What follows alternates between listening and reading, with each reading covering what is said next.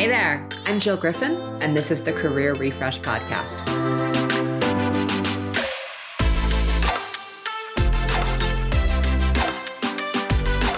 I'm a former media and marketing executive turned career strategist and strengths coach. I spent my career working my way up and through the ranks of global organizations and startups. And today, I show others how to do the same. Join me each week as we discuss the strategies to leverage your strengths, increase your confidence and visibility, and reset your career with actionable steps towards a finer future. Ready? Let's do it.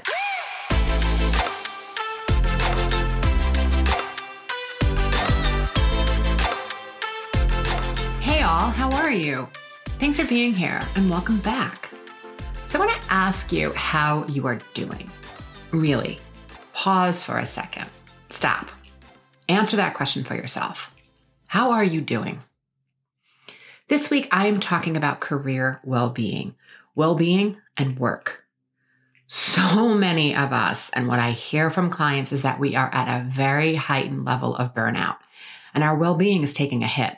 The term workplace well-being can mean different things to different people, but generally speaking, it refers to a work environment conducive to the health and well-being of all the employees and the people in it. There's data that states that well-being at work can increase productivity for a team and an organization as much as 12%. I look at workplace well-being and extend it to career well-being because well-being has to extend and carry me. It has to go beyond the workplace. It has to stay with me wherever I go. It has to support my values and how I choose to show up in the world every day. I've spent years giving the best of my well-being to the workplace. And sometimes it worked out fabulously, and other times it took a toll on my health. And even if I wasn't a traumatic brain injury survivor, it probably would have taken a toll on my health. So ultimately, all is good today. But the one takeaway, the one tip that I would want you to take away from this podcast is don't do this to yourself. The diminishing returns, there's no amount of cash and prizes that will make up for a lack of health and a lack of overall well-being. There are a few dimensions to well-being, and Gallup has been defining and studying well-being for years. They look at it through the lens of career well-being, social well-being, financial well-being, and then physical well-being. Today, I'm going to stick to the area of what I call the career well-being discussion. Okay, so people, everyone I know over the last 18 months, it has been hard for so many people. And the uncertainty of life and the pandemic has taken a toll on many of our psyches. Our brain was not wired for this long of uncertainty.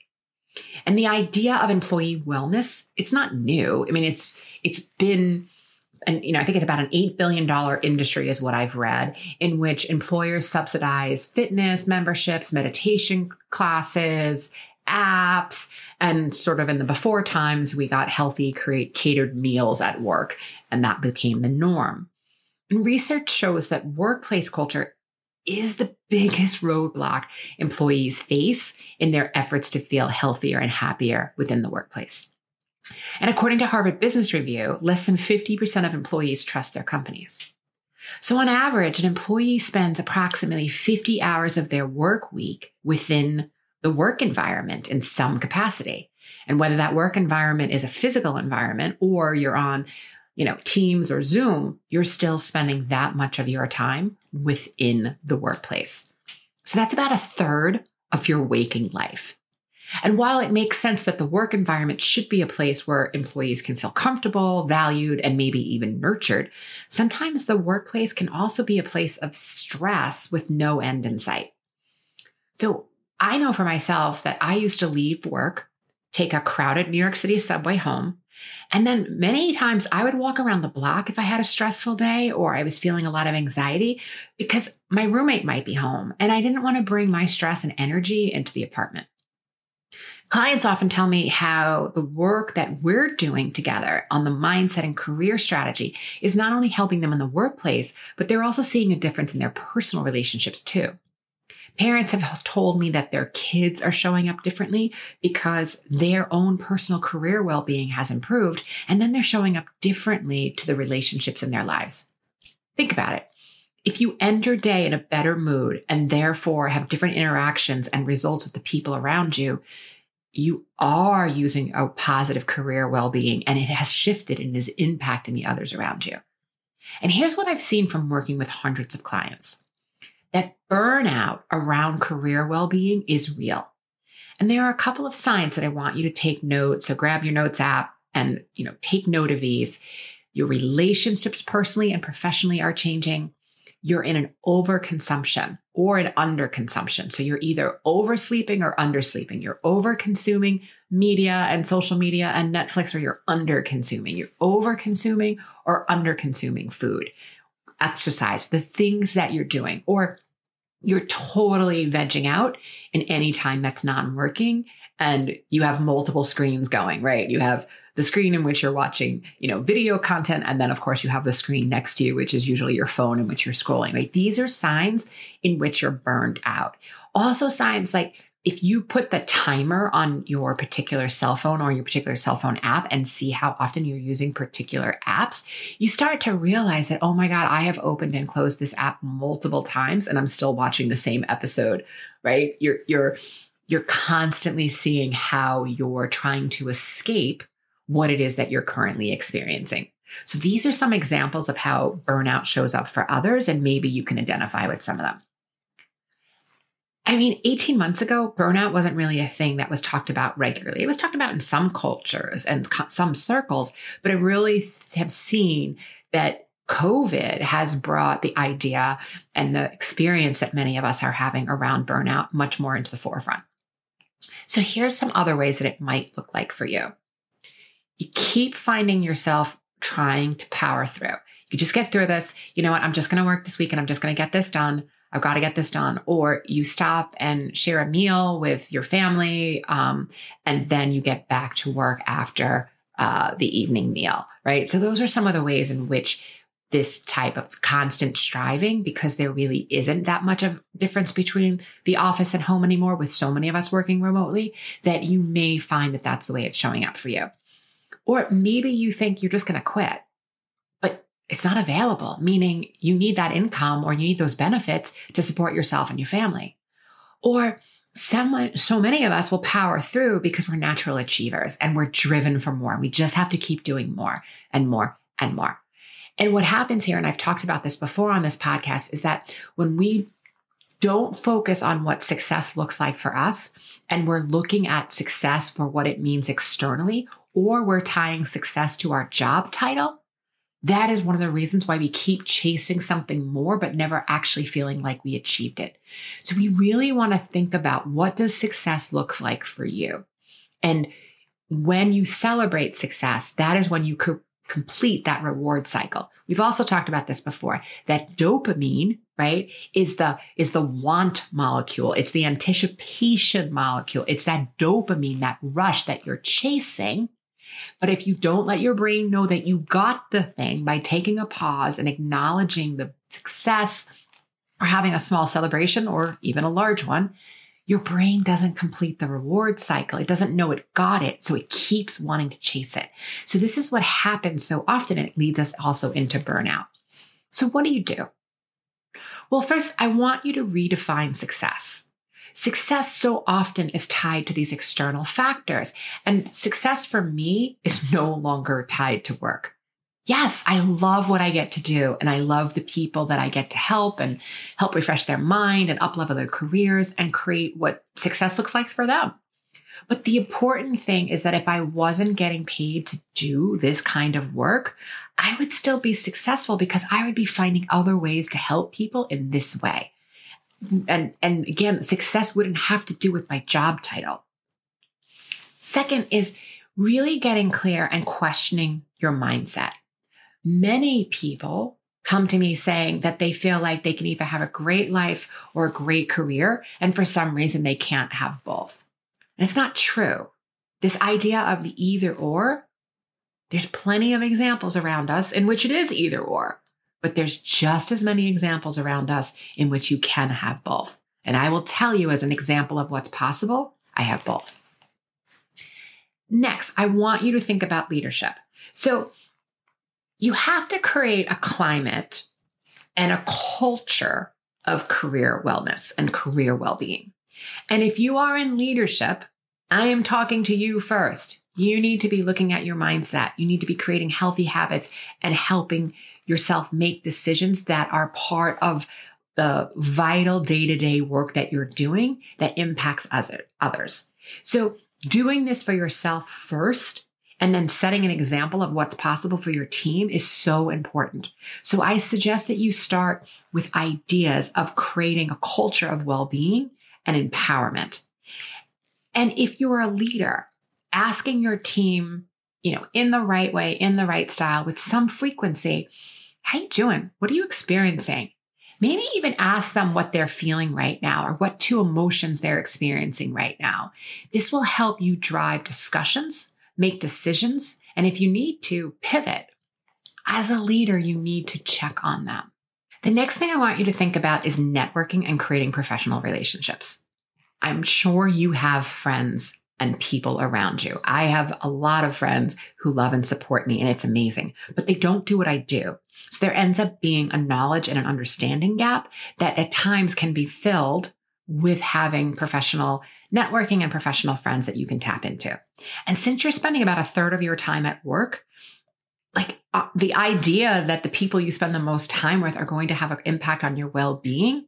So finding people both within your organization and external to your organization who do similar things, I have found really helps create the connection and understanding of what it is that you're going through. Finding ways to make a conscious effort and to reach out to others over the years and creating those relationships has been such a fulfilling part of my own professional journey. I also want to remind you, though, to watch out for connection expectancy. Many of us default to this, right?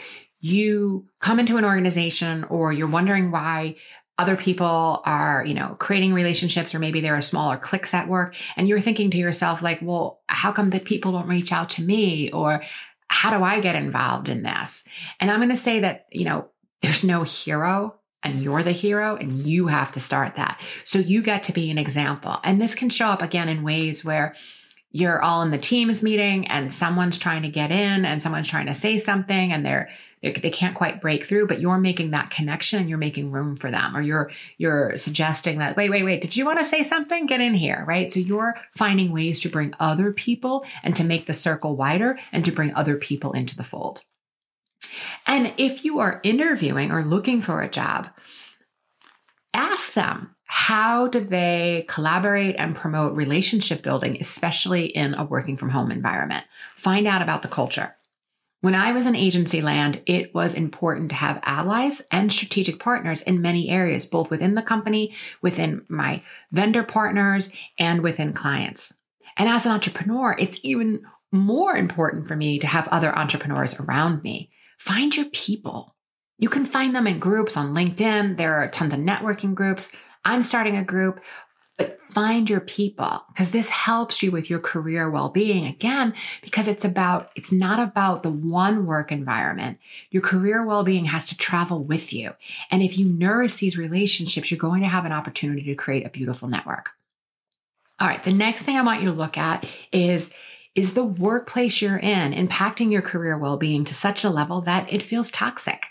And this idea of a workplace being toxic is absolutely going to erode your career well-being. There isn't one definition that's going to work for everyone because everybody has a different level of tolerance and what's acceptable.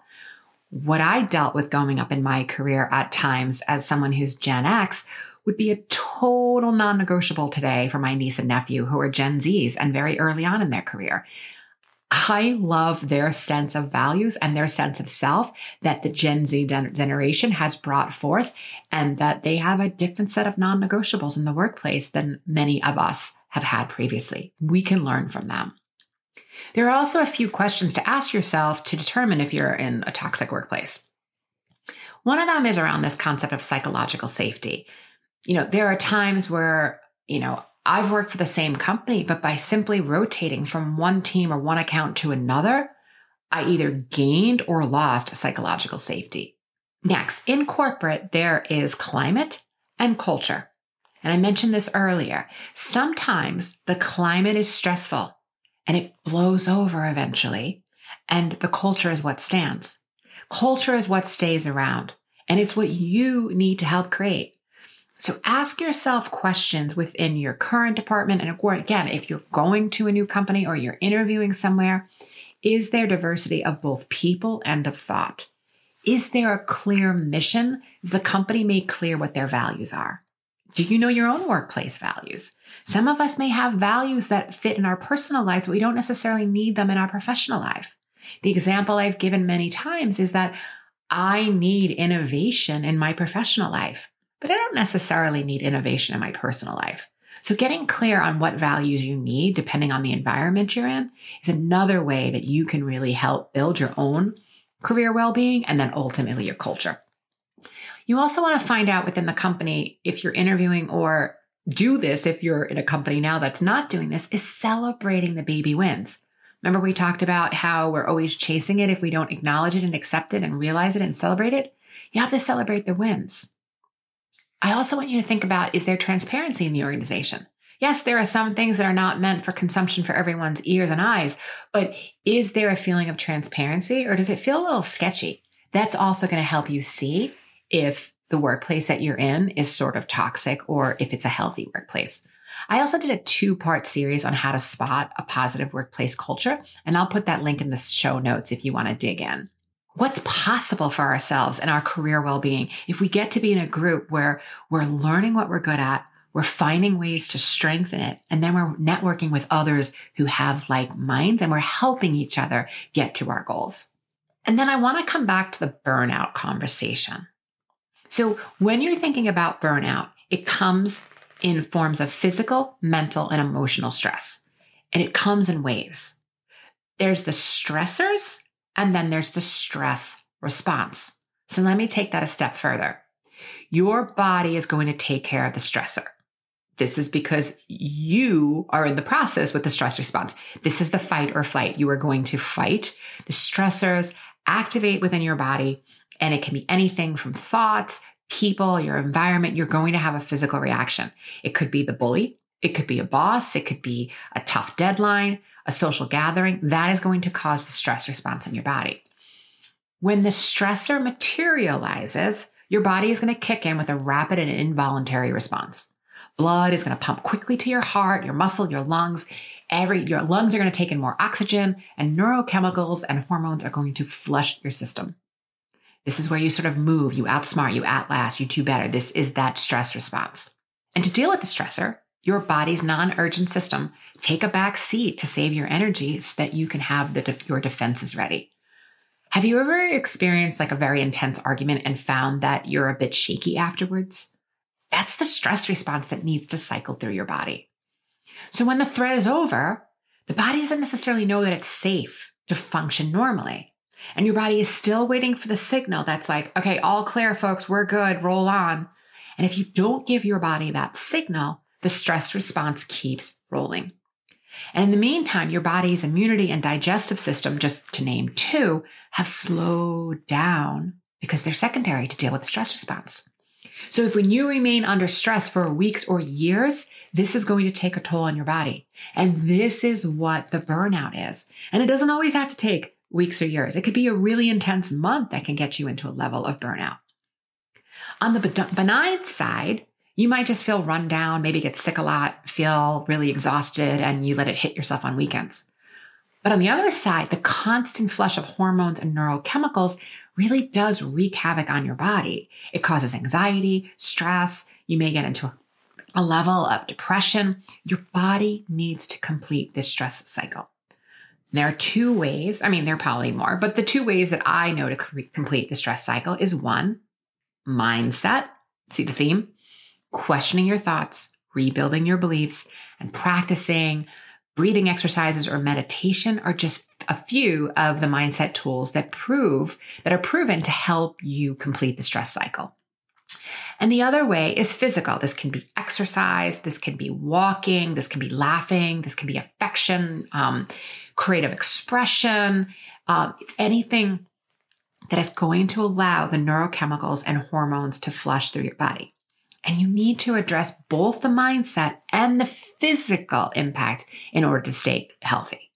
So when you're thinking about career well-being, It has to be on a few different levels. You need to think about the burnout.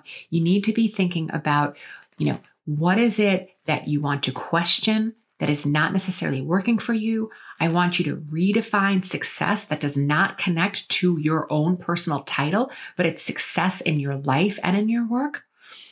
Again, I want to think about the relationships that you're building and how you're networking, because that will feed your career well-being, and it's portable and those relationships will come with you. And then I want you to also think about, if your current organization is toxic, what do you want to do about it? How do you want to rethink this? All right. It is really possible to create an environment that works for you. I promise you. It's possible. I've seen many of clients do it. I've done it myself, but finding it does require work and mindset. Listen, before I wrap, I want to kind of give you a little bit of a career wake-up call, maybe the one you've been waiting for. Do you ever go from wondering, is this it? And then you want to know and own your genius and design your career trajectory, but you're like, how do I get there? I want to help you develop the confidence you need to secure whatever future and career well-being that works for you, whether that's in your current company or whether you want to leave your current company and find another opportunity. I want to help you find the job that reflects your talents and who you are.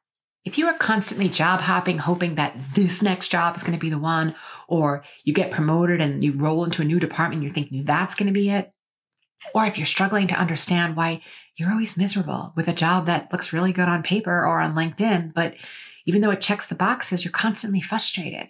Or you're figuring out why can't you nail the presentation, or why can't you show up the way you want to with executive presence? If you've experienced any of this, I'm going to offer you that you are suffering from what I call the corporate identity crisis. But here's the good news. On the other side of every good crisis is clarity, direction, and the possibility for a totally different life and career. I've helped hundreds of clients amplify their strengths and increase their visibility. They are working on career narratives. They are designing a bigger and better future based on the proven framework that I have used with hundreds of clients. This program is starting soon, and if you want to be the first to know, I'm going to put the link to get on the list in the show notes so you can get your email on that list. All right, everyone, I'm wishing you an amazing week, and I'll see you next time. Thanks for listening to the Career Refresh podcast. If you're enjoying this podcast and you want more career and mindset tips, get on my email list by going to jillgriffincoaching.com. I'll also put that link in the show notes. But before you go, please rate and review this podcast, as it helps me get the word out to people everywhere so they can also thrive in the workplace. I'll see you next time.